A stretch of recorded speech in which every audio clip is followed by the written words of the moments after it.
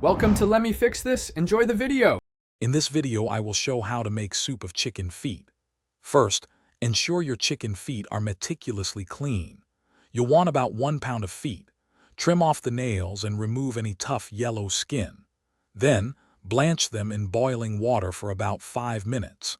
This step is crucial for a clear, flavorful broth and helps eliminate any unwanted odors, preparing them perfectly for the next stage of cooking. Now let's get that delicious broth going. Transfer your blanched chicken feet to a large pot. Add about 8 cups of fresh water, along with a few slices of ginger and a couple of garlic cloves for depth of flavor. Bring this mixture to a rolling boil, then immediately reduce the heat to a gentle simmer. Let it cook slowly for at least 2 hours, allowing the collagen to release and create a rich, nourishing base. With your broth simmering beautifully, it's time to add more flavor and texture.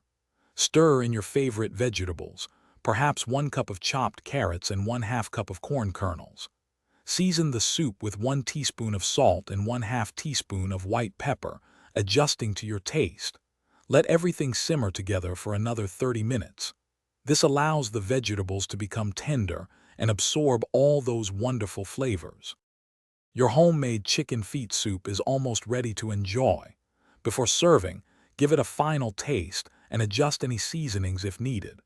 Ladle the hot soup into bowls and garnish with a sprinkle of fresh chopped green onions for a touch of color and freshness. This comforting, collagen-rich soup is perfect for a nourishing meal. Enjoy every spoonful of this easy-to-make, flavorful dish. Thanks for watching. If you found this helpful, don't forget to like and subscribe.